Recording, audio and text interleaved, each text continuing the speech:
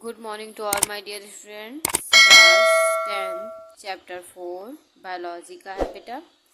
इसके अंतर्गत हम पढ़ेंगे हमारा पर्यावरण व पारिस्थितिक तंत्र, our environment and ecosystem. Okay, तो इससे पहले क्वेश्चन पूछा जाता है कि पर्यावरण क्या है। ठीक है, तो हम लोग पढ़ेंगे पर्यावरण इन्वायरमेंट, जीव के चारों ओर उपस्थित वह क्षेत्र जो उन्हें घेरे रहता है तथा उनकी जैविक क्रियाओं पर प्रत्यक्ष या अप्रत्यक्ष रूप से प्रभाव डालता है, पर्यावरण कहलाता है। ठीक है, देखिए कोई भी जीव है उसके चारों ओर जो पर्यावरण होता है कि चारों ओर जो उपस्थित होता है, ठीक है बेटा, चारों ओर जो उपस्थित होता है वह क्षेत्र जो उसे क्या करता है, घेरे रखता है चारों ओर, उसे क्या कहते हैं, पर्यावरण कहते हैं। और डायरेक्ट या इनडायरेक्ट रूप से उस पर क्या करता है, इफेक्ट डालता है, प्रभाव डालता है। ओके, नेक्स्ट है अपशिष्ट पदार्थ, वेस्ट सबस्टेंस। ठीक है, देखिए वर्तमान में पर्यावरणीय असंतुलन के कारणों से उत्पन्न अपशिष्टों का अनुसूचित प्रबंधन प्रमुख है। ठीक है, वर्तमान समय में पर्यावरणीय असंतुलन जो हो रही है उससे सही समय में क्या करना चाहिए, उसका उचित प्रबंधन बहुत जरूरी हो गया है। ठीक है, अनुपयोगी या अवांछनीय या फेंक दिए गए पदार्थ को अपशिष्ट पदार्थ कहते हैं। देखिए अवांछनीय या अनुपयोगी, जिसका उपयोग न हो या फिर जिसको अवांछनीय हो या जिसे फेंक दिया गया हो पदार्थ, वो पदार्थ क्या कहलाते हैं, वेस्ट मटेरियल या वेस्ट सबस्टेंस कहलाते हैं। ओके, तो अगर हम बात करें इनके प्रकार की, तो पदार्थ क्या होते हैं, वेस्ट मटेरियल जो होते हैं वो 3 प्रकार के होते हैं। ठीक है, मोस्टली देखा जाए तो पहला होता है ठोस अपशिष्ट यानी सॉलिड वेस्ट, दूसरा होता है तरल अपशिष्ट मीन्स लिक्विड वेस्ट, तीसरा होता है गैसीय अपशिष्ट मीन्स गैसियस वेस्ट। ठीक है, ठोस अपशिष्ट यानी सॉलिड वेस्ट के बारे में इसमें स्टडी करेंगे। नगर पालिका का कचरा, औद्योगिक अपशिष्ट, कृषि अपशिष्ट इत्यादि। इसमें क्या आता है, नगर पालिका का जो कचरा होता है वो आता है, औद्योगिक अपशिष्ट जो आता है वो सब होता है, और कृषि अपशिष्ट भी इसके अंतर्गत आता है। ओके, और भी बहुत सारी चीजें। इसके बाद हम लोग पढ़ेंगे तरल अपशिष्ट यानी liquid substance, sorry liquid waste, वाहित मल, औद्योगिक रासायनिक रंजक इत्यादि। इसमें क्या होता है, वाहित मल होता है, ठीक है, औद्योगिक रसायन होता है यानी उद्योग में यूज किए गए रसायन पदार्थ होते हैं, ठीक है, वो जो लिक्विड फॉर्म में होते हैं। इसके बाद रंजक मीन्स जो कलर सबस्टेंस होता है वो, और इसके अंतर्गत और भी बहुत सारी चीज आता है। ठीक है, नेक्स्ट स्टार्ट करते हैं गैसियस अपशिष्ट या गैसीय अपशिष्ट मीन्स गैसियस वेस्ट। ठीक है, उद्योग की चिमनी एवं वाहनों से निकलने वाला धुआं। देखिए इसमें उद्योग जो बड़े बड़े कल कारखाने होते हैं उसकी क्या होती है, चिमनियों से निकलने वाले धुआं होते हैं, और उसके साथ ही जो इतने ढेर सारी वाहन चलते हैं उससे जो निकलता है धुआं, वो सभी इसके अंतर्गत आते हैं। ठीक है, अपशिष्ट पदार्थ को श्रेणियों में बांटा गया। अपशिष्ट पदार्थ जो होते हैं उनको मोस्टली देखा जाए तो 2 श्रेणियों में बांटा गया है। ठीक है, को 2 श्रेणियों में बांटा गया। पहला जैव निम्नीकृत पदार्थ बायोडिग्रेडेबल सबस्टेंस, और अजैव निम्नीकृत पदार्थ यानी नॉन बायोडिग्रेडेबल सबस्टेंस। ठीक है, तो अब हम पढ़ेंगे जैव निम्नीकृत पदार्थ यानी बायोडिग्रेडेबल सबस्टेंस के बारे में। वे पदार्थ जो वातावरण में कुछ समय बाद स्वतः ही ऊष्मा या सूक्ष्म जीवों की क्रियाओं द्वारा नष्ट या अपघटित हो जाते हैं, जैव निम्नीकृत पदार्थ कहलाते हैं। देखिए ऐसे पदार्थ जो क्या होते हैं, ऑटोमेटिक ही ऊष्मा या फिर सूक्ष्म जीवों द्वारा क्या नष्ट हो जाए, मिट्टी मिल जाए, उन्हें क्या कहता है, जैव निम्नीकृत पदार्थ कहते हैं। ठीक है, एग्जाम्पल जूट हो गया, फल हो गया तथा सब्जियों के छिलके, फल और सब्जियों के छिलके हो गए, मृतदेह हो गए, जैसे कुत्ता बिल्ली ऐसा कुछ मर जाता है तो आप देखते हैं बहुत जल्दी सड़ गल जाता है। ठीक है, मल हो गया इत्यादि, ये सब क्या है, बायोडिग्रेडेबल सबस्टेंस है। ठीक है, इसके बाद नेक्स्ट पढ़ेंगे जैव निम्नीकृत पदार्थ के प्रभाव। जैव निम्नीकृत जो पदार्थ होते हैं उनके बहुत सारे प्रभाव होते हैं, तो वो देखेंगे इसके अंतर्गत। जैव निम्नीकृत पदार्थ के अपघटन होते समय अत्यंत तीव्र दुर्गंध उत्पन्न होता है। देखिए जब बायोडिग्रेडेबल सबस्टेंस जो होता है वो क्या होता है, अपघटित होता है, तो उस समय क्या होता है, बहुत ही तीव्र गंदा दुर्गंध आता है। ठीक है, बहुत ही तीखा या फिर तेज लगने वाला दुर्गंध का उत्पन्न होता है। ठीक है, नेक्स्ट है औद्योगिक अपशिष्टों को मृदा में दबाने से मृदा की उर्वरता कम हो जाती है, जिससे फलस्वरूप उत्पादन में कमी आती है। औद्योगिक अपशिष्ट जो होते हैं उनको अगर हम मृदा में दबा दें तो उससे क्या होती है, उर्वरक क्षमता क्या होती है, कम हो जाती है, यानी फर्टिलिटी कम हो जाती है मिट्टी की, जिसके फलस्वरूप क्या होता है, उत्पादन में कमी आ जाती है। पेड़ पौधे वहां पर लगाएं तो उसमें क्या होती है, अच्छी पैदावार नहीं होती है। ठीक है, नेक्स्ट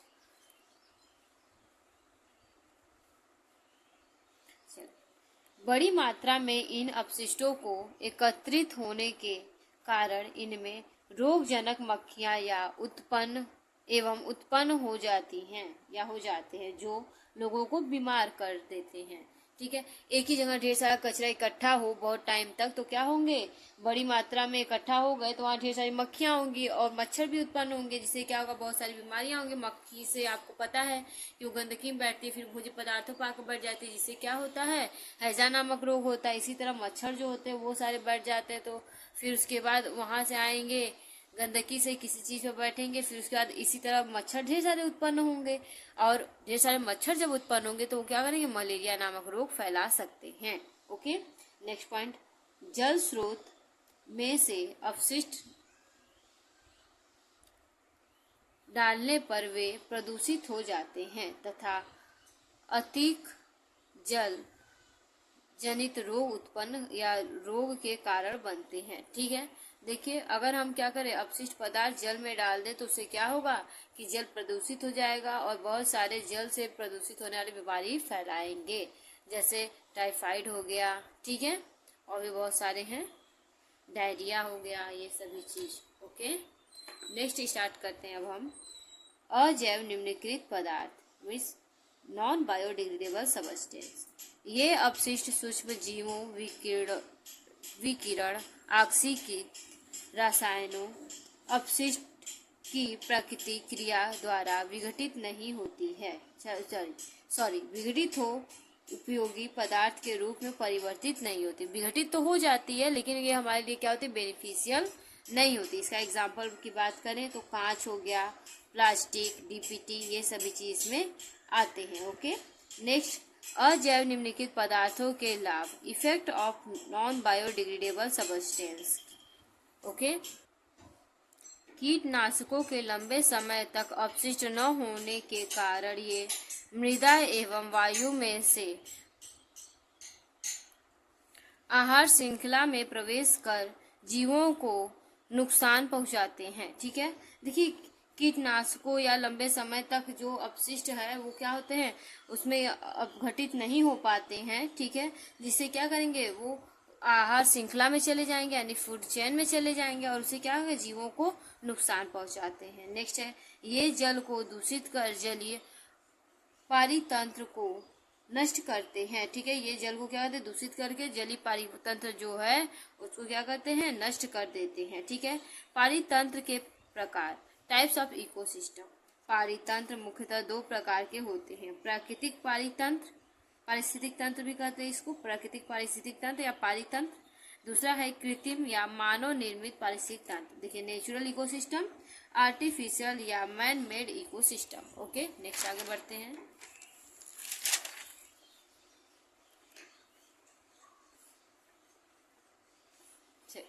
देखिए इसमें पढ़ेंगे पहले प्राकृतिक पारितंत्र मीन नेचुरल इकोसिस्टम। इस प्रकार के प्राकृतिक तंत्र का निर्माण स्वयं प्रकृति के द्वारा किया जाता है। इस प्रकार का पारितंत्र जो होता है उसका निर्माण कौन करता है, स्वयं प्रकृति करती है। इसमें किसी भी प्रकार का मानव हस्तक्षेप नहीं होता, इसमें किसी प्रकार का मानव का कोई हस्तक्षेप नहीं होता है। ओके, नेक्स्ट आगे देखिए, आवास के आधार पर प्राकृतिक पारिस्थितिक तंत्र को दो भागों में बांटा गया। अगर आवास की बात करें तो उसके आधार पर जो प्राकृतिक पारितंत्र है उसको दो पार्ट में डिवाइड किया गया है। पहला है जलीय पारितंत्र यानी एक्वेटिक इकोसिस्टम, दूसरा स्थलीय पारितंत्र मीन्स टेरेस्ट्रियल इकोसिस्टम। हम सबसे पहले पढ़ेंगे जलीय पारितंत्र मीन्स एक्वेटिक इकोसिस्टम। ठीक है, देखिए स्टार्ट करते हैं। इसमें जल में पाए जाने वाले पारितंत्र को सम्मिलित किया जाता है। इसमें जो भी जल में पाए जाने वाले पारितंत्र उसको सम्मिलित किया जाता है।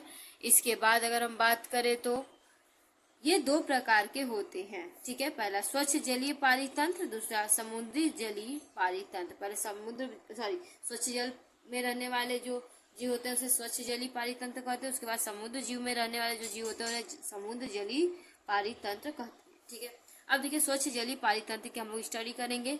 इसमें बहते हुए जल या स्थिर जल के पारिस्थितिक तंत्र को सम्मिलित किया गया। इसमें बहते हुए जल आ जाएंगे या फिर स्थिर जल आ गए, उन सभी को क्या कहते हैं, सम्मिलित किया गया। जैसे तालाब, झील, नदी, झरना इत्यादि, ये सभी किसमें आएंगे, स्वच्छ जलीय पारितंत्र में। अब हम समुद्र जलीय पारितंत्र की बात करेंगे। ठीक है, या समुद्री पारितंत्र। इसमें समुद्री तटीय भाग को सम्मिलित किया गया। इसमें समुद्र के तट के पास जो वाले पार्ट होते हैं उनको सम्मिलित किया जाता है। ठीक है, नेक्स्ट हम आगे पढ़ेंगे स्थलीय पारितंत्र के बारे में। ठीक है, स्थलीय पारितंत्र ये 3 प्रकार के होते हैं। अगर स्थलीय पारितंत्र की बात किया जाए तो ये कितने प्रकार के होते हैं, 3 प्रकार के होते हैं। घास के मैदान का पारितंत्र पहला, दूसरा मरुस्थल का पारितंत्र और तीसरा वन का पारितंत्र। ठीक है, घास के मैदान में का पारितंत्र देख लीजिए फिर से, घास के मैदान का पारितंत्र, मरुस्थल का पारितंत्र और वन का पारितंत्र। ठीक है, नेक्स्ट हम पढ़ेंगे कृत्रिम या मानव निर्मित पारिस्थितिक तंत्र। ओके, आर्टिफिशियल और मैन मेड इकोसिस्टम। ठीक है, इकोसिस्टम इस प्रकार के पारितंत्र का निर्माण कृत्रिम रूप से मानव द्वारा किया गया है। ठीक है, ये जो प्रकार है इसका क्या होता है, निर्माण, जो पारितंत्र इसका निर्माण मुख्य रूप से किसके द्वारा होता है, मानव के द्वारा किया जाता है। इस प्रकार के पारितंत्र का नियमन प्राकृतिक संतुलन के विरुद्ध किया जाता है। ये जो प्राकृतिक संतुलन है उसके विरुद्ध इसका क्या होता है, नियमन किया जाता है। कृत्रिम पारितंत्र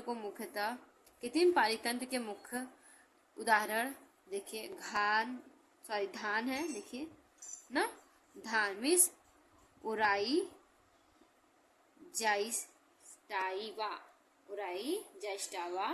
दूसरा है गेहूं, ट्रिटिकम एस्टिवम। नेक्स्ट है आदि के खेती जल जीवशाला यानी वाटर एक्वेरियम इत्यादि। ठीक है, वाटर एक्वेरियम हो गए, इसमें मछली पाला जाता है। ठीक है, और गेहूं और आपका धान का खेत हो गया। ठीक है, ये सभी के लिए इसमें आर्टिफिशियल खेती की जाती है। नेक्स्ट है पारितंत्र के घटक। पारितंत्र का निर्माण अनेक प्रकार के अजैविक कारकों, भौतिक व रासायनिक कारकों, पादपों, जंतुओं व सूक्ष्म जीवों के मिलने से बनता है। ठीक है, अगर हम बात करें पारिस्थितिक तंत्र के घटक की तो उसका फॉर्मेशन कैसे होता है, भौतिक कारक होते हैं, रासायनिक कारक होते हैं, प्लांट्स होते हैं, जंतु होते हैं, सूक्ष्म जीव उसमें पाए जाते हैं। ये सभी को मिलेंगे जब तो क्या होगा, पारितंत्र का घटक बनाने का प्रोसेस स्टार्ट होगा। ये सभी घटक मिलकर एक इकाई का निर्माण होगा। ये सभी घटक मिलेगा तो एक इकाई का क्या होगा, फॉर्मेशन होगा, जिसे हम पारितंत्र कहते हैं। इसे क्या कहते हैं, हम पारितंत्र कहते हैं। इस आधार पर पारिस्थितिक तंत्र का निर्माण 2 घटकों से मिलकर होता है। अगर इस आधार पर हम पारिस्थितिक तंत्र का निर्माण करें तो 2 घटकों से मिलकर होता है। मुख्यतः पहला होता है जैविक घटक, दूसरा होता है अजैविक घटक। ओके, अब नेक्स्ट आगे पढ़ेंगे।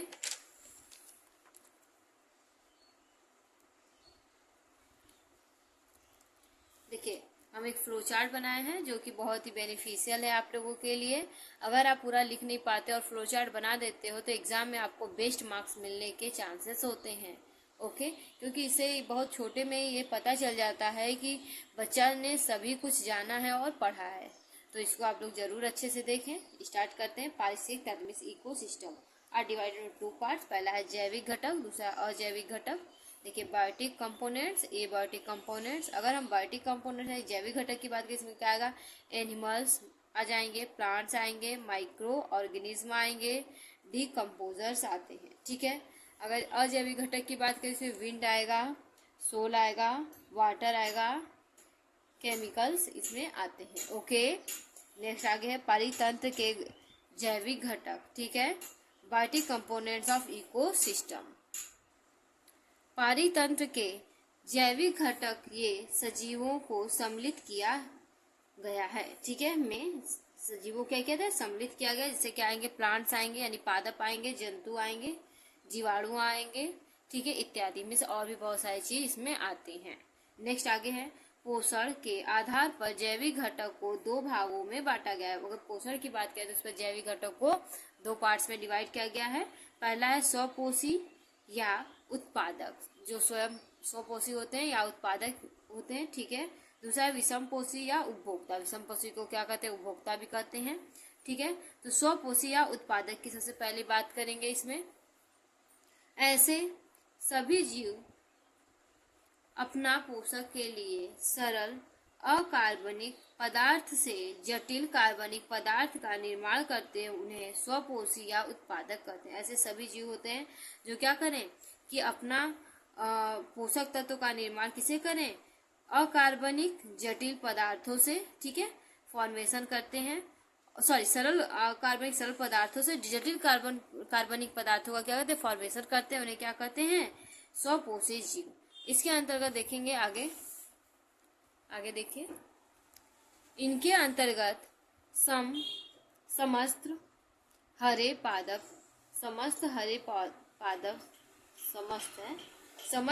पादप प्रकाश संश्लेषी जीवाणु तथा साइनोबैक्टीरिया आते हैं, ठीक है। इसमें ऐसे प्लांट्स आते हैं जो अपना भोजन स्वयं बनाते हैं। जितने भी प्लांट्स होंगे वो मोस्टली अपना भोजन स्वयं बनाते हैं, क्योंकि फोटोसिंथेसिस प्रोसेस करते हैं, ओके। नेक्स्ट हम पढ़ेंगे विषमपोषी घटक या उपभोक्ता, ठीक है। ऐसे जीव जो स्वपोषी घटकों द्वारा निर्मित भोजन से अपने पोषण की प्राप्ति करते हैं, स्वपोषी या उपभोक्ता कहलाते हैं। देखिए ऐसे जीव इसके अंतर्गत आते हैं जो अपने पोषण का फॉर्मेशन या फिर अपने भोजन का निर्माण किससे करते हैं, उसके लिए आश्रित होते हैं, किस पर, स्वपोषी जीवों पर। उन्हें क्या कहते हैं, विषमपोषी जीव या उपभोक्ता कहते हैं। जैसे हो गया खरगोश, चूहा, मेढक, मनुष्य, शेर इत्यादि, ये सभी क्या है, विषमपोषी घटक के उदाहरण हैं, ठीक है। विषमपोषी जीवों को उनके पोषण के आधार पर निम्न भागों में बांटा गया। विषमपोषी जीवों का बात करें तो उनके पोषण के आधार पर उनको 3 पार्ट्स में डिवाइड किया गया है। पहला है प्राथमिक उपभोक्ता, द्वितीयक उपभोक्ता और तृतीयक उपभोक्ता, ठीक है। तो प्राथमिक उपभोक्ता को कहते हैं प्राइमरी कंज्यूमर, द्वितीयक उपभोक्ता कहते हैं सेकेंडरी कंज्यूमर, तृतीयक उपभोक्ता कहते हैं टर्सरी कंज्यूमर। तो अब हम बात करेंगे सबसे पहले प्राथमिक उपभोक्ता, ठीक है। ये जीव जो अपना भोजन सीधे उत्पादक से प्राप्त करते हैं, प्राथमिक उपभोक्ता कहलाते हैं। ये जीव क्या होते हैं, अपना भोजन किसी सीधे प्राण से लेते हैं, उन्हें क्या होते हैं, प्राथमिक उपभोक्ता कहते हैं। इन जीवों को शाकाहारी में हर्बीवोरस भी कहा जाता है। इन्हें कहते हैं शाकाहारी या हर्बीवोरस कहा जाता है। एग्जाम्पल चूहे, कीट, बकरी, हिरन, गाय इत्यादि, ये सभी क्या है, शाकाहारी के कुछ एग्जाम्पल हैं, ठीक है, प्राथमिक उपभोक्ता के जिसे कहते हैं हम। अब द्वितीयक उपभोक्ता की स्टडी करेंगे। देखिए वे जीव जो शाकाहारी जंतुओं का शिकार करके अपने भोजन की प्राप्ति करेंगे, द्वितीयक श्रेणी के उपभोक्ता या प्राथमिक स्तर के मांसाहारी भी कहलाते हैं। देखिए वो क्या करते हैं कि द्वितीयक उपभोक्ता वो होते हैं जो क्या करें, प्राथमिक उपभोक्ता के ऊपर डिपेंड हो, उन्हें क्या कहते हैं, द्वितीयक उपभोक्ता कहते हैं। द्वितीयक उपभोक्ता को प्राथमिक स्तर के मांसाहारी भी कहते हैं, ओके। नेक्स्ट आगे देखते हैं, इसका एग्जाम्पल देख लीजिए। एग्जाम्पल पक्षी, बिल्ली, कुत्ता, भेड़िया, सर्प इत्यादि। इसमें क्या है, पक्षियाँ आती हैं, बिल्लियाँ आती हैं, कुत्ते आते हैं ढेर सारे, और भेड़िया देखे होंगे आप लोग, ठीक है, सर्प, ये सभी क्या है, द्वितीयक श्रेणी के उपभोक्ता। अब तृतीयक उपभोक्ता की हम स्टडी करेंगे, ठीक है। वे विषमपोषी जीव जो पादपों एवं जंतुओं दोनों से पोषण प्राप्त करते हैं, तृतीयक श्रेणी के उपभोक्ता या द्वितीयक श्रेणी के मांसाहारी या सर्वाहारी या सर्वोच्च श्रेणी के उपभोक्ता कहलाते हैं, ठीक है। देखिए ऐसे जीव ये क्या होते हैं कि ये मांसाहारी भी होते हैं, यानी कि प्राथमिक उपभोक्ता के ऊपर भी डिपेंड होते हैं, द्वितीय के भी, यानी मांसाहारी भी होते हैं, शाकाहारी भी होते हैं, तो उन्हें क्या होता है, सर्वाहारी भी कह सकते हैं। और इन्हीं को क्या है, तृतीयक श्रेणी के उपभोक्ता भी कहते हैं। और इनको तीसरा नाम है द्वितीयक श्रेणी के मांसाहारी भी कहा जा सकता है, ठीक है। और इन्हें सर्वश्रेष्ठ उपभोक्ता भी कहते हैं, क्योंकि ये सब कुछ खा लेते हैं, इसलिए इन्हें क्या कहते हैं, सर्वश्रेष्ठ उपभोक्ता कहते हैं, ठीक है। एग्जाम्पल देखिए, मानव जितने मनुष्य हैं, ठीक है, भालू इत्यादि, ओके। नेक्स्ट हम पढ़ेंगे सूक्ष्म उपभोक्ता या मृतोपजीवी या अपघटक। देखिए सूक्ष्म उपभोक्ता को मृतोपजीवी भी कहते हैं और क्या कहते हैं, अपघटक भी कहते हैं। ठीक है, नेक्स्ट, ऐसे जीव जो पादप व जंतु के मृत शरीर को जटिल कार्बनिक पदार्थ को सरल कार्बनिक पदार्थ में तोड़कर अपना भोजन प्राप्त करते हैं, उन्हें अपघटक कहते हैं। देखिए ऐसे जीव जो क्या करते हैं कि जितने भी मृत शरीर होता है उसका जो जटिल कार्बनिक पदार्थ का मिलकर बना है उसको क्या कहते हैं, सरल अकार्बनिक पदार्थ में क्या परिवर्तित कर देते हैं, उन्हें क्या कहते हैं, अपघटक कहते हैं। जैसे कि इस एग्जांपल देखिए, जीवाणु, कवक इत्यादि। ठीक है, पारिस्थितिक तंत्र के अजैविक घटक। पारिस्थितिक तंत्र अजैविक घटक की बात करें तो इसमें सभी निर्जीव पदार्थ सम्मिलित होते हैं। ये निम्न प्रकार के, इसमें कितने जितने भी निर्जीव पदार्थ है ये सम्मिलित होते हैं। और देखिए कितने प्रकार के हैं, पहला है प्रकाश, ठीक है, दूसरा है जल, ठीक है, देखिए जल या फिर इसे देख लीजिए पॉइंट, तापमान, फिर आ गया जल, फिर आ गया वायु, फिर क्या है, गैस आदि। ये सभी क्या है कि पारिस्थितिक तंत्र के अजैविक घटक है। ठीक है, ओके। नेक्स्ट हम पढ़ेंगे प्रकाश के बारे में। प्रकाश पादप के लिए सूर्य ही एकमात्र ऊर्जा का स्रोत है। जितने प्लांट्स हैं उनके लिए सूर्य क्या है, एकमात्र ऊर्जा का स्रोत है, जिसका उपयोग पेड़ पौधे प्रकाश संश्लेषण के लिए करते हैं। इसका प्रयोग क्या होते हैं, जितने पेड़ पौधे हैं वो फोटोसिंथेसिस प्रोसेस करने के लिए इसका प्रयोग करते हैं। ओके, नेक्स्ट हम पढ़ेंगे तापमान। तापमान पादप एवं जीवों में अनेक अकार्बनिक विधियों का कारण है। ठीक है, तापमान क्या आता है कि प्लांट्स हो या जीव हो उनके क्या आता है, अनेक आकारिकी विधियों का कारण होता है। ठीक है, नेक्स्ट हम पढ़ेंगे जल जंतु एवं पादप की वृद्धि एवं विकार जल की प्राप्ति पर ये निर्भर करता है। ठीक है, जल की प्राप्ति जैसी होगी वैसे प्लांट्स होंगे और वैसे ही जंतु माना जाता है, वैसे ही जंतु होते हैं। ओके, नेक्स्ट हम पढ़ेंगे वायु।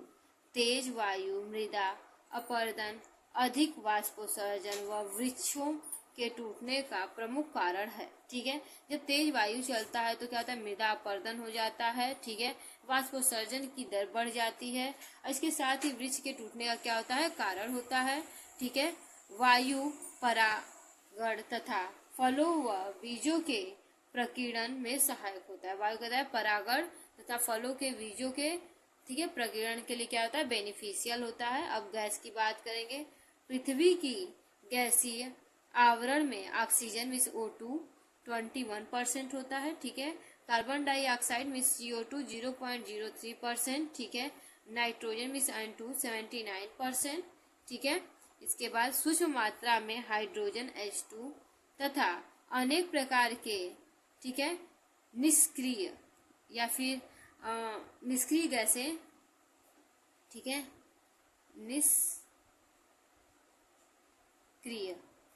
निष्क्रिय गैसेस क्या होती हैं कि पाई जाती हैं। ठीक है, ओके।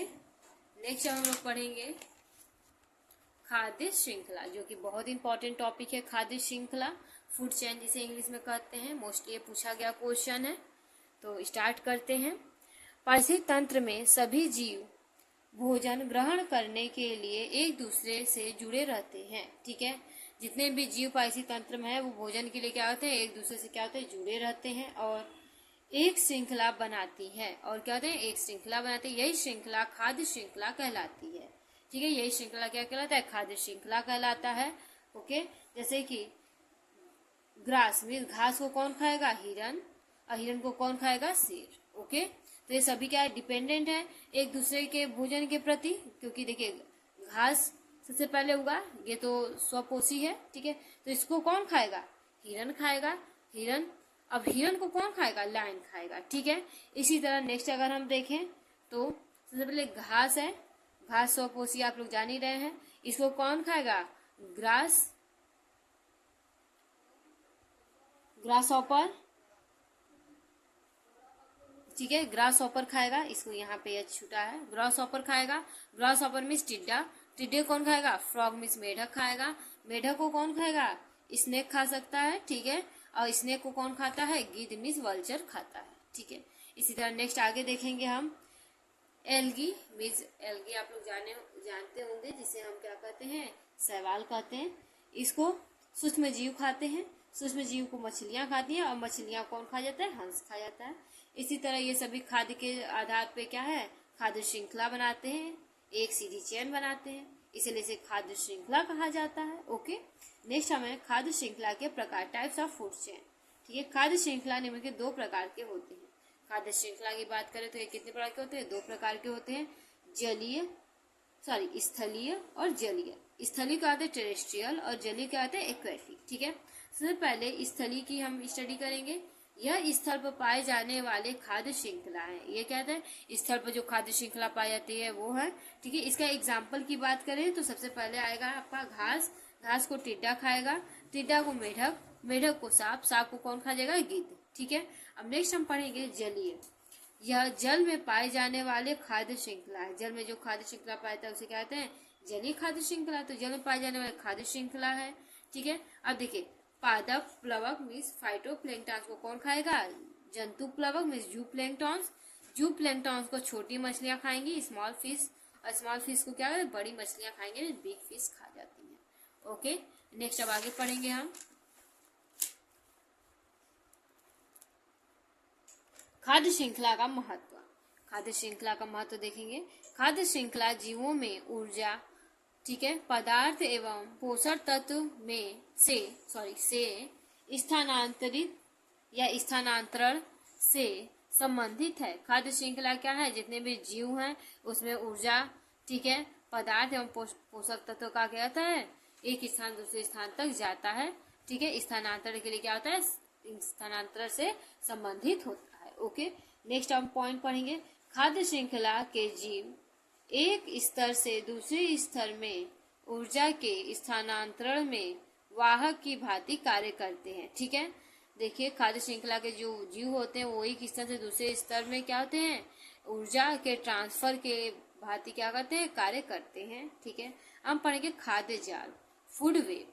ठीक है, फूड वेब की बात करते हैं। यह अनेक प्रकार की खाद्य श्रृंखला आपस में जुड़ जाती हैं तो पारितंत्र में अनेक संबंधों का स्वरूप एक जाल की भांति दिखाई देता है। जब अनेक प्रकार क्या फूड चेन मिल जाती हैं तो क्या फूड वेब का फॉर्मेशन करती हैं। ठीक है, इस जटिल और ढेर सारी अगर मिल गई तो जटिल टाइप का हो जाता है। इस जटिल अंतर संबंध को क्या कहते हैं, खाद्य जाल कहते हैं। देखिए, क्वेश्चन पूछता है खाद्य श्रृंखला क्या है, खाद्य श्रृंखला को स्पष्ट करिए और उसके प्रकार बताइए तथा उसके महत्व का वर्णन कीजिए। तो आप इस तरह से लिखेंगे। ठीक है, इसके बाद खाद्य जाल की परिभाषा बताइए, तो आप परिभाषा को इस तरह से लिखेंगे। आगे हम पढ़ेंगे पारिस्थितिक या पारितंत्र की ऊर्जा प्रवाह। पारितंत्र का ऊर्जा प्रवाह बहुत इंपॉर्टेंट है और ये पूछा जाता है। ठीक है, कि पारितंत्र का ऊर्जा प्रवाह के बारे में आप क्या जानते हैं, या पारितंत्र का ऊर्जा प्रवाह किसने दिया था। ठीक है, तो स्टार्ट करते हैं।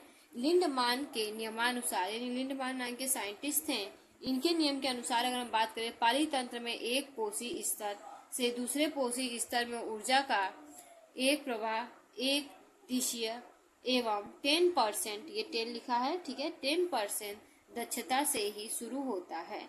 देखिए, जो एनर्जी एक स्तर से दूसरे स्तर में जाते हैं उसमें ओनली क्या होता है, 10% एनर्जी ही जाता है। ओके, जैसे कि सूर्य का प्रकाश है, उसमें उत्पादक के पास गया, ठीक है, तो उसमें 10% एनर्जी जाएगा। इसके बाद उसको शाकाहारी खाया तो उसमें 10% जाएगा। उसके बाद मांसाहारी के पास 10% जाएगा। उसके बाद शीर्ष मांसाहारी मीन्स कि एकदम हार्डली कार्निवोरस जो है उसके पास भी 10% जाएगा। ओके, नेक्स्ट आगे हम पढ़ते हैं जैविक आवर्धन।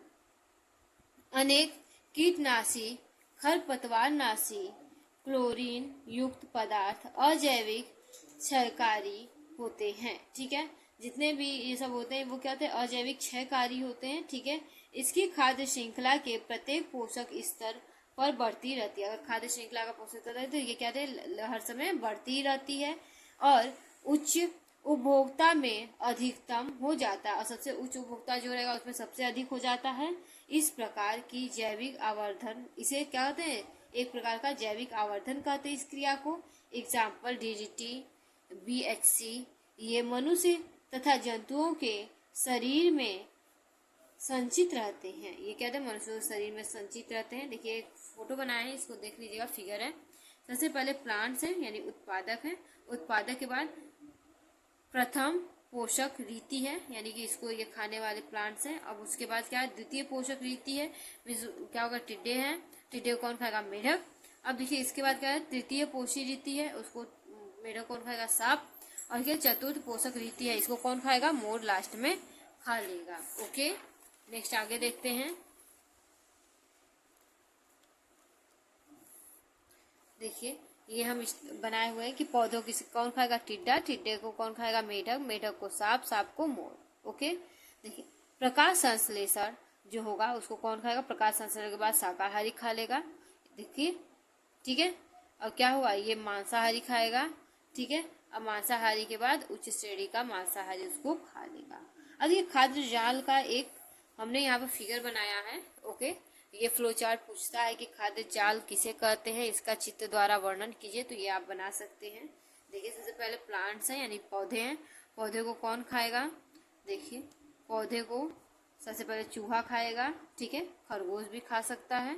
ठीक है, अब देखिए खरगोश को कौन खा जाएगा, बाज, चूहे को भी बाज खा जाएगा। ठीक है, अब देखिए यहाँ पे भी पौधे को टिड्डे भी खाते हैं, टिड्डे को मेढक खाता है, मेढक को सांप खा लेते हैं और सांप को कौन खाता है, बाज। ठीक है, अगर चूहे को भी सांप खाएगा, सांप को कौन खा जाएगा, बाज। ओके, देखिए मानव, नेक्स्ट हम आगे पढ़ेंगे मानव पर प्राकृतिक पर्यावरण का प्रभाव। देखिए प्राकृतिक पर्यावरण जो है उसका मानव पे क्या प्रभाव पड़ता है, इसके अंतर्गत हम इसकी स्टडी करेंगे।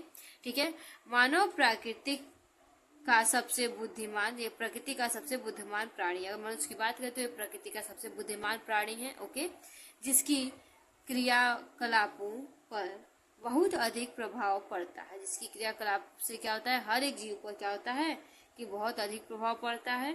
वर्तमान में प्राकृतिक संसाधन के अत्यधिक दोहन, औद्योगिक विकास, वनोन्मूलन, जनसंख्या वृद्धि इत्यादि क्रियाकलापों से पर्यावरण दूषित अथवा असंतुलित हो गई है। देखिए अधिक पेड़ कट रहे हैं, ठीक है, वन मूलन जिसे कहते हैं। ठीक है, जनसंख्या वृद्धि हो रही है, औद्योगिक विकास हो रहा है। ठीक है, अत्यधिक दोहन हो रहा है। तो ये सभी चीजों से क्या होती है कि प्रकृति की असंतुलन क्षमता क्या हो रही है कि धीमे धीमे बढ़ रही है, प्रदूषण हो रहा है। ओके, यहाँ तक आप सभी को हमारा वीडियो पसंद आया होगा। Okay, thank you. आप सभी लोग मन लगाकर स्टडी करिए।